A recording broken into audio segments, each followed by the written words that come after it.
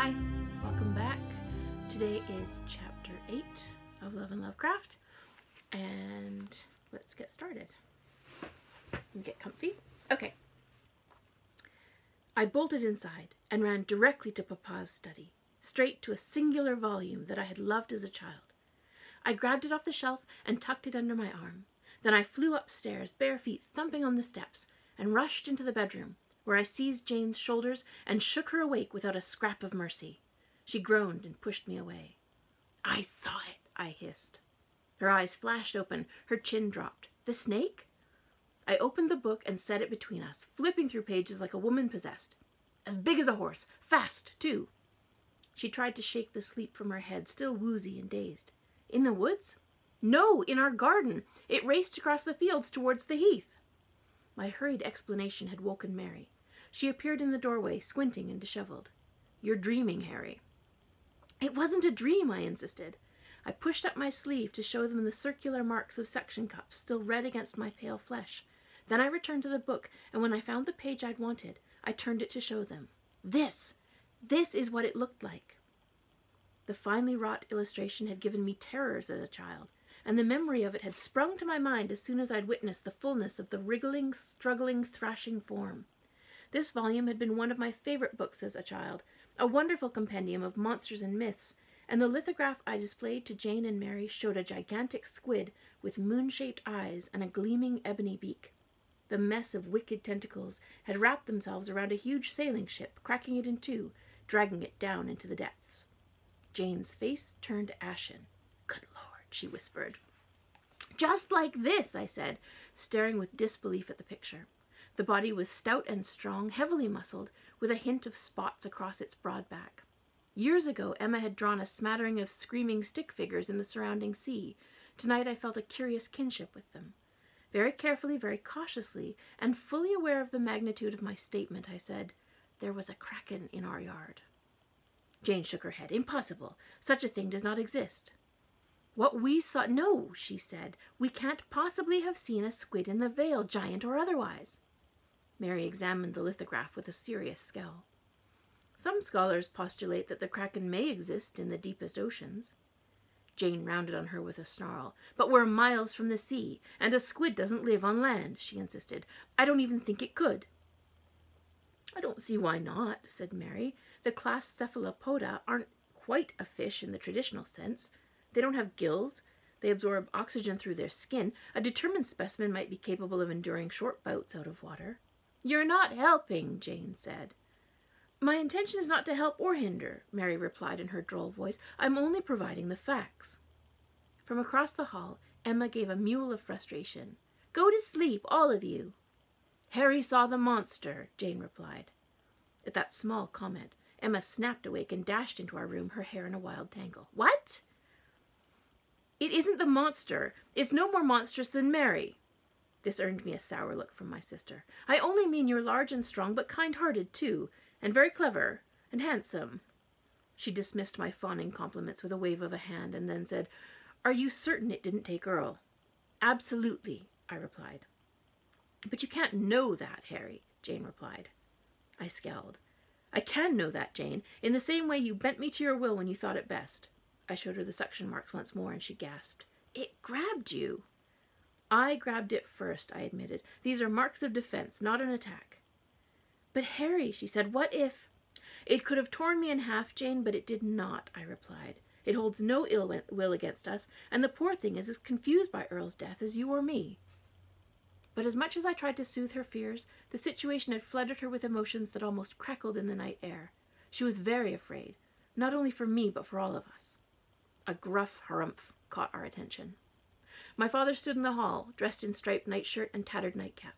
"What's all this?" he said, his face crinkling into a smile. "A meeting of the minds in the middle of the night? In my own home? And I not invited?" Emma threw her arms around him and pressed a kiss to his cheek. "Sorry to wake you, Papa." "Oh, it wasn't you, Hedgehog. Your mother woke me up, informed me that we are under attack, and told me to confront the intruders. She, of course, is still abed, certain that the sky is falling. Shall I assure her that all is well?" His expression took an impish spark. "Or should we all start screaming at the top of our lungs? That'll whip her into a real free-for-all." My sisters all looked to me. I hesitated. Only a moment ago I was determined to tell everyone about the creature, yet now, with my father, I faltered. I could still feel its sense of cold desolation, the sweeping agony of forlorn alienation. My heart melted just a little. "No, Papa," I said. "I suffered a bad dream, that's all." He looked disappointed. "Ah, well, then go back to sleep, all of you," he said, straightening his cap. "We're safe in our beds, and the window is locked, and I'm quite sure that nothing can harm you as long as you four are together." Straightening this up a bit. My tripod seems to be going. Okay, we'll see how that works. All right. But there was no more sleep for us, not after my encounter, and in the morning, when my sisters and I walked into Dunham to speak with the captain, we discovered that a soupy fog had rolled in during the night, and the weather had turned cool, moist, and uncomfortable. We detected the noise of a commotion before we even reached the slope down to the river, and as we crested the hill, it sounded as if the entire village of Dunham was in an uproar. Bodies moved through the fog like wraiths. Once across the bridge, we found the streets bustling with people, and as they coalesced out of the murk, we saw stricken faces.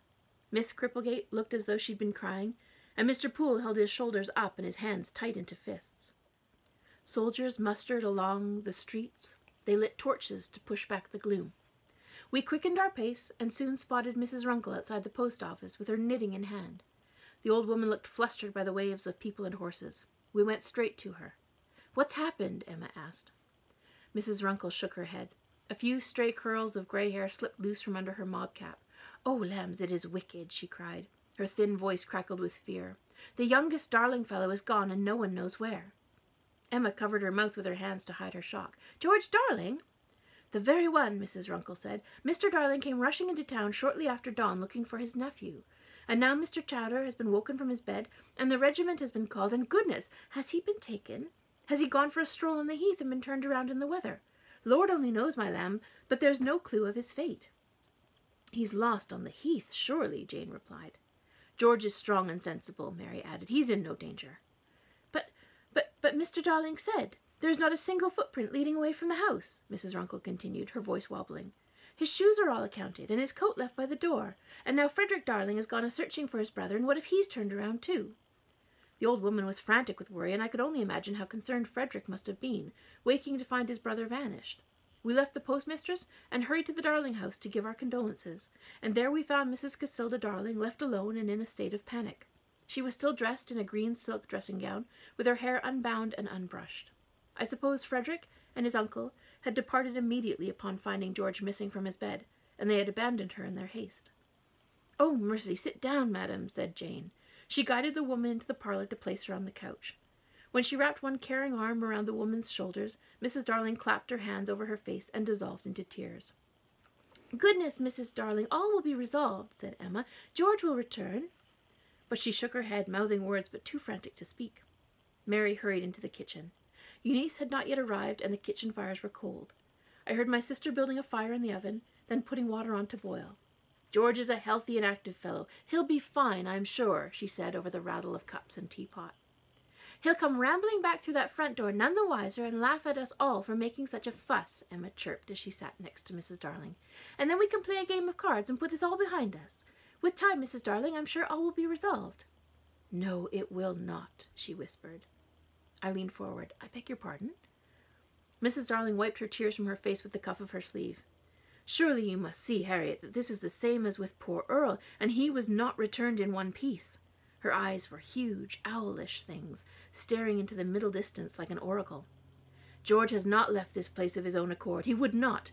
He's no Frederick. He has not a single adventurous bone in his body." Mary returned and pressed a cup of tea into the woman's hands. Mrs. Darling drank deeply. I saw that Jane had laid a hand upon her wrist to calm her, and Mrs. Darling was responding in kind, with the colour returning to her cheeks and her breathing slow. "All right, then," I said, for we would get no further with platitudes and comfort. "Tell us what you found." "Oh, girls, it was horrible," she said. "The room was locked from the inside. Reginald was forced to take an axe to the door. When he pushed it open, he found the chamber in ruins, and the window thrown wide open, and our beloved George nowhere to be seen. He has been abducted. What are we to do? How can I tell Reginald's sister that we have lost her youngest son? How will I ever look upon her again, knowing that I have failed her?" Mrs. Darling began to cry afresh. Oh, Regina will despise me. We have been tested and found wanting." "You're overreacting," said Mary. "At most, George has only been gone a few hours. Even if he has no sense of adventure, perhaps he went for a walk to the village and was simply lost in the woods. The fog is growing thicker, and you know how easy it can be to find yourself muddled up in this weather." Mrs. Darling shook her head. "He would do no such thing. What does it matter, heath or forest or village? George would not venture out in the middle of the night, not once the fire is roaring and the sherry is poured. There's no man less suited to tramping through the wilds. I could imagine Frederick attempting some sort of daring trek by starlight, but not our stable, responsible, bookish, prudish George." She shook her head again. "No, this has the wicked stench of Earl's disappearance about it. A young man in the bloom of youth, ripped from the sanctity of his home. A great evil has come to Dunham girls." Mary took my arm and pulled me aside, leaving Jane and Emma to attend to the crying woman. "Does this not seem eerie to you?" she said. "Why should Mrs. Darling be so frantic? Women are in constant peril from the evils of the world, not men." "The culprit doesn't seem to care a whit for gender," I replied. "Well, thank goodness the regiment is here," she said, crossing her arms. "We can count on them to protect us." I scowled in thought.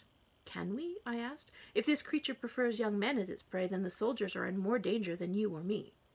Mary looked down at me. "Has your kraken whisked him away?" The sensations of its emotions on my skin percolated through my memory. "No," I said, "absolutely not. It had no intention of hurting anyone. I think it prefers to avoid any human contact. It couldn't get away from me fast enough. If something has taken George, then it's a creature we have not yet encountered, and perhaps," I added, more to myself than Mary, "perhaps we're not its intended target." Mary thought on this for a moment.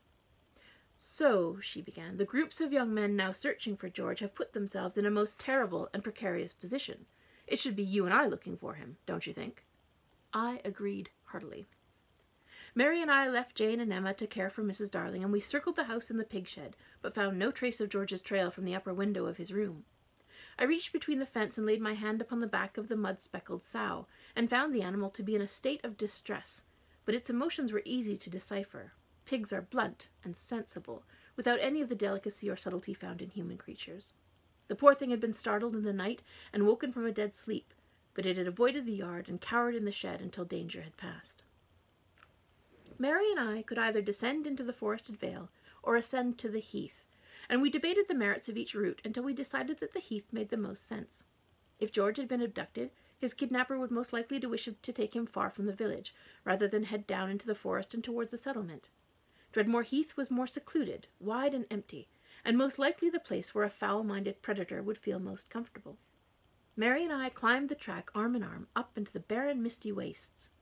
I paused at the edge of the Darling property and looked out across the landscape, the heather and gorse now painted in muted greys and purples, and I spotted the ghostly grey pillars of venerable stones, moss-covered and cockeyed, laid out in circles and spirals by long-lost fairy kin.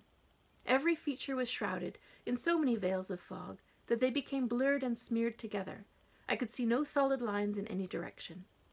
From far above the cloud bank, the weak, watery sunlight cast a lambent glow across the rubble, but it came in all directions rather than from overhead, so our shadows were transient patches that shifted and danced as the breeze shunted the clouds across the sky. Mary cupped her hands to her mouth. In her immense voice she called, "George!" The name only echoed back, faint and forlorn. "There is no evidence he came this way," she pointed out. "There's not a single track left in the soft earth." It was true. The road leading into the heath was unblemished. The mud was smooth as silk. "There were no tracks with Earl either," I said as I tied my brown shawl more tightly around my shoulders. "Let's go out and see what we can find." Into the nothingness went Mary and I, my shoulder touching her arm. The heavy air beaded into drops on the wool of our shawls and in the curls of our hair. Down in the vale and the river valley, the temperature had felt cool, but up on the heath the breeze grew bitterly cold, and the water clung to our skin and made our muscles shiver. We agreed to only walk an hour along the path before coming straight back, and I was happy with the arrangement. A hot cup of tea would be welcome after such an expedition.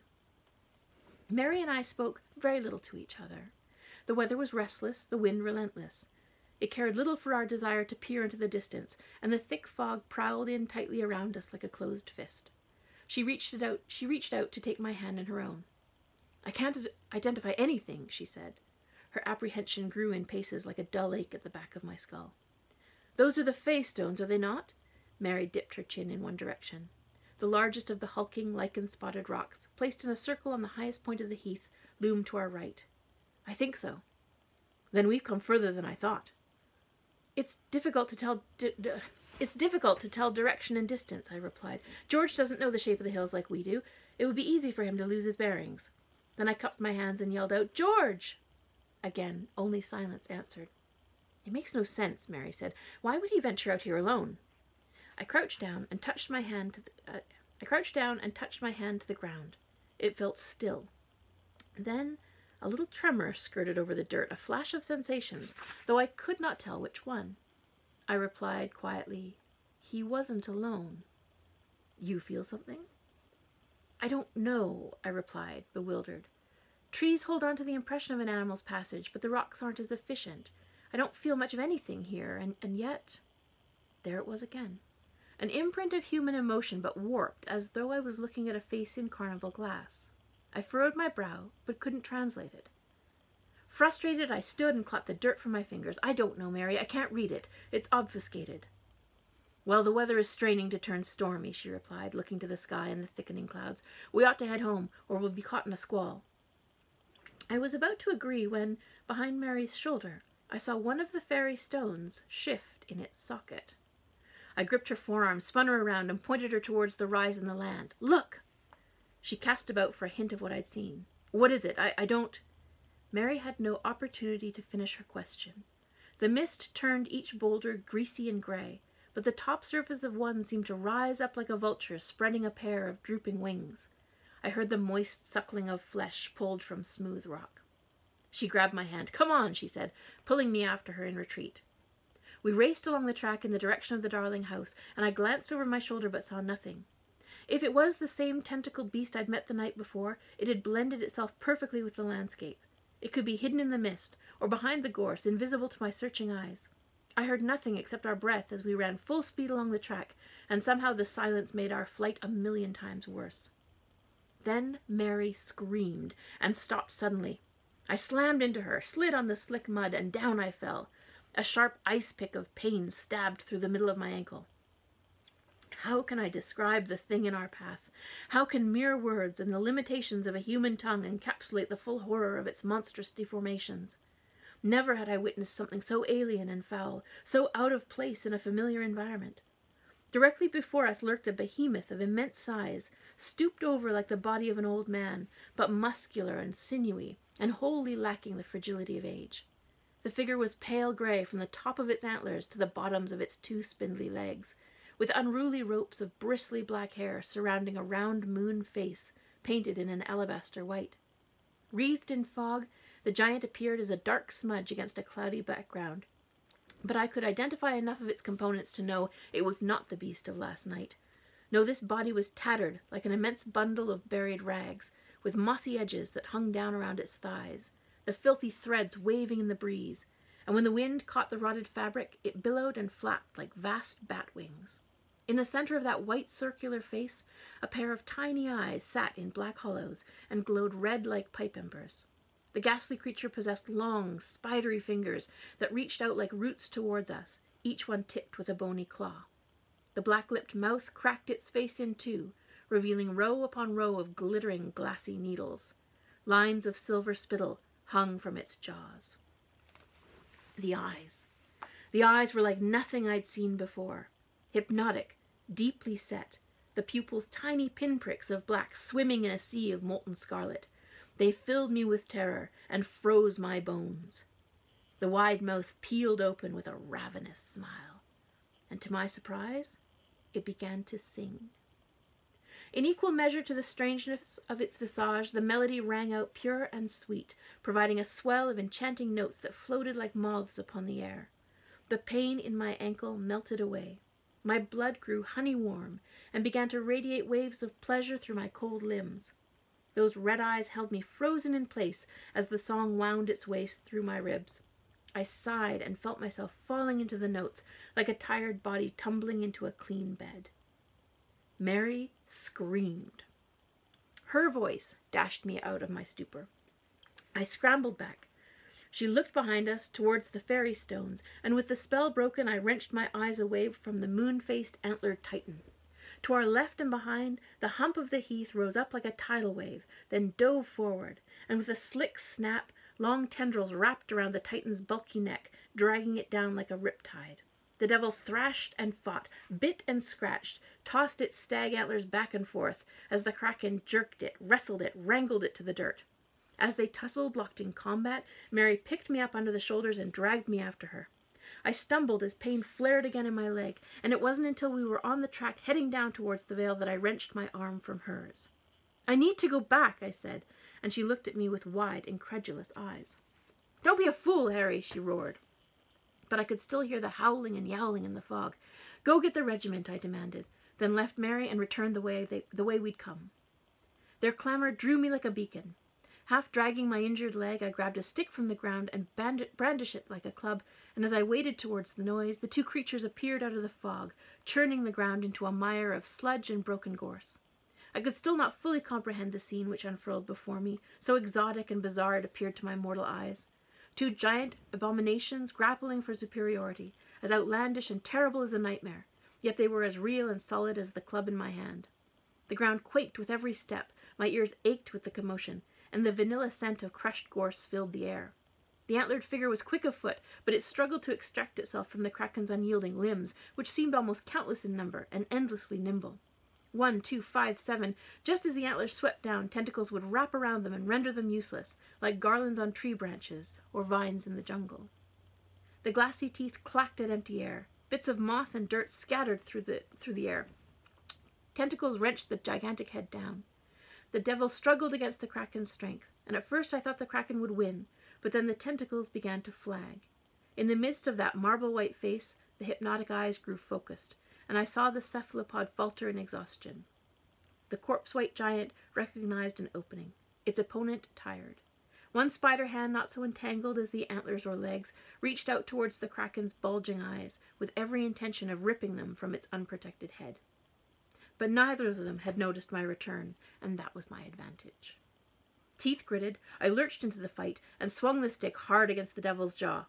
Engrossed in battle, the antlered titan hadn't heard my approach, and the needle teeth clattered and shattered, sending shards of silvery white in all directions. It collapsed to its knees, stunned and confused. The tentacles withdrew as well, shocked at its foe's sudden collapse. The giant turned its moon face to me and howled in fury and confusion. Then it gathered itself up and sprang to the north, limping and clutching at gorse bushes, one skinny hand cradling its chin. It hopped, hobbled, ragged wings aflutter, leaving no footprints, and vanishing into the mist. An ugly stillness fell over the heath. I stood huffing and catching my breath, slowly growing more aware of the throbbing ache in my ankle. I'd twisted it when I fell, and I sank to the ground as the pain suddenly blasted up my leg and into my thigh. My breath came out as a sob, and I began to cry. A soft and gentle touch wiped the tear that trickled down my cheek. One tentacle slipped around my swelling ankle. I dared not look at the eyes, they were too full of intelligence, and I was very afraid of what I'd find if I searched out its feelings. But as I studied its curves and swirling colors, I noticed that it had suffered injuries too. A deep gash crossed its brow where the skeletal fingers had attempted to find purchase and tear its eyes from its body. "Oh, you're hurt," I said, my own injury momentarily forgotten. The kraken brushed aside my hands. It would not allow any pity from me. Instead, it drew its body up from the ground and swept two tentacles around my waist and clutched me close to its side. I know nothing about sea creatures, it's true, but I always assumed an octopus would feel squishy out of water. This beast, however, was not squishy at all. I felt sinewy muscles rippling under the surface of its dewy skin, propelling us forward over the heath in a series of waves. It carried me close in a tight embrace, and I pressed my face into its flesh, feeling the rhythm of its movement over the uneven landscape like sailing on a ship, up and down, a gentle undulation that curled and rolled like ocean waves along the shore. I probed its emotions and found a wellspring of concern. The monster was worried for me. It was afraid of what we'd chased away, but it was grateful too. Over Dreadmore Heath we flew, plunging down into the trees of the valley, through the alder copses and westward along the river shore. The swaying gait lulled me. I thought of Mary, and I worried for her safety, but I knew we'd chased off the antlered fiend in the opposite direction of the Darling house, and with Jane and Emma to help her, she'd be able to make her way back to the regiment and safety. Upstream from the village, The river valley rose high on both sides into chalk cliffs that forced the waters into churning rapids. The kraken clung to the sides of the canyon, moving ever closer to the Barnacle Mountains, and it pressed me so close to its body that I was almost swallowed up by its torso. Soon the river valley dimpled into a series of limestone caves along the northern shore, and we plunged from the canyon heights to splash across the rapids. I gave a little squeak, surprised by the pressure of its grip, as we squeezed together through a fissure, then slid down a subterranean waterfall. 2 tentacles held me close and secure, and a third caressed the back of my head, and all the rest propelled us forward. Our journey took us through dripping caverns far underground, and sometimes we traveled on a clear path, and sometimes we clung to stalactites from the ceiling, but the pace never slowed. On and on in the lightless murk we galloped forward, and I pressed my face against the damp skin, terrified of our destination. I'd never been fond of close spaces, and claustrophobia rose in my chest, stabbing at my heart like a spear. I perceived very little in the dark, but the beast exhibited no hesitation nor fear of falling. Clearly it had no need for sight when a phalanx of perceptive suckers could feel out every inch of the trail. Then, in the distance, I spied the faint glow of a distant light. We turned a curve in the tunnel, and the cave's limestone floor became tiles of slate handcrafted, while the cavern walls became plastered stone.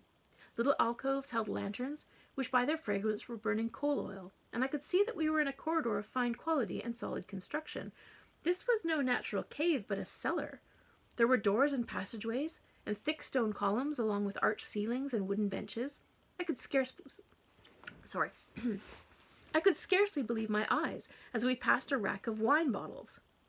"You collect wine," I said to the monster, incredulous. But it didn't pause. Instead, it hurried down the corridor, suckers slapping on the smooth tiles. Other hallways opened up, linking little rooms and cells to the main passage. Some of the rooms contained shelves of cheese wheels, others were a place to store coal. It was all very efficient and open to my examination, except for one chamber, which had been sealed shut behind a heavy oak door, reinforced with bands of battered iron. The monster carried me into one chamber and set me gently upon a cot covered with a green wool blanket. I imagined it could have been a monk's cell. It was so neat and sparse and precise, with nothing hanging from the cream-colored walls, and no windows to distract from one's meditation. The amber eyes ranged up and down, making sure I was still all in one piece, and then with a little grunt, the creature backed out and disappeared down the corridor, leaving me in the gloom of the corridor lamps. My ankle had swollen to the size of an apple. It throbbed and pulsed. I lay down upon the cot, marveling at my present situation, and after half an hour I became aware of a distant voice approaching down the corridor. Soon enough, I recognized it. "I am very sorry, Miss Lovecraft," cried Mr. Blackwood as he appeared in the door of the cell. "I never thought he'd fetch you and bring you home." I saw a tentacle lying along the corridor, with the bulk of the creature out of sight behind the doorframe. "He's a he, is he?" I said. "Pretty girls are his weakness," Mr. Blackwood sneered. "Or, in the present case, a serviceable one. Your sister Jane is far prettier, to be honest." "She was not involved in the fray, and did not require rescuing," I replied tartly. "Either way," said Mr. Blackwood, kicking viciously at the tentacle on the floor, "he should not have brought you here to the cellars of Northwich." With one fierce stomp, Mr. Blackwood's boot came down on the tentacle. It recoiled in agony. I gasped in horror at such cruelty. "How dare you?" I snapped. Mr. Blackwood curled his lip. "He's loathsome and impulsive, Miss Lovecraft. You must agree something so revolting does not deserve any kindness." "I do not agree in the slightest," I said. "He's been chivalrous. He saved me from a terrible fate." The peevish, horse-faced man turned to the bulk of the beast, still out of my line of sight. "Is that true? Did you find it?" He shook his head in wonder. Well, well, the day is not a complete travesty after all." Then, noticing my raised foot, and misinterpreting it as comfort, he said, "You must go home immediately. I have no use for you here." One tentacle reappeared, and tugged at the bottom of Mr. Blackwood's grey trousers. "Absolutely not. She cannot stay," he spat at the monster. "I do not even want her in our home." "My ankle is swollen," I replied evenly. "I don't know how far I can walk." Mr. Blackwood looked as if he'd swallowed a bitter bolus of earwax. "Oh, for the love of all things holy!" He strode away and back, his heels clicking on the tiles. I heard the slap of a hand against flesh, and I could only assume that he'd struck the poor thing for its kindness. When he reappeared, he said, "You will stay in this chamber. Do not go wandering around the cellar. Understood? I will fetch a length of cotton to bind your leg, and then I'll hire you a horse from the village to carry you." To the beast, he said, "Make sure she doesn't go poking around. If she finds herself in further trouble, I place all the blame on you." He turned to go, but I was too full of questions to be silenced. What was it that attacked your friend? I asked after him. Is that the creature that took Earl, and has now taken George? Where has it come from? My comments dragged him back to the door. There's another imbecile gone? Yes, I replied. The hermit and the octopus exchanged a dark glance. No good. It's hungrier than I thought, said Mr. Blackwood. Hungry? What's hungry? I pressed. But he strode away, and I heard him growl in reply. This is none of your concern, you meddlesome old bat. And that's the end of chapter 8. So, I hope you're enjoying it so far, and I'll be back again tomorrow to read chapter 9. Thanks for joining me. We'll see you soon. Bye.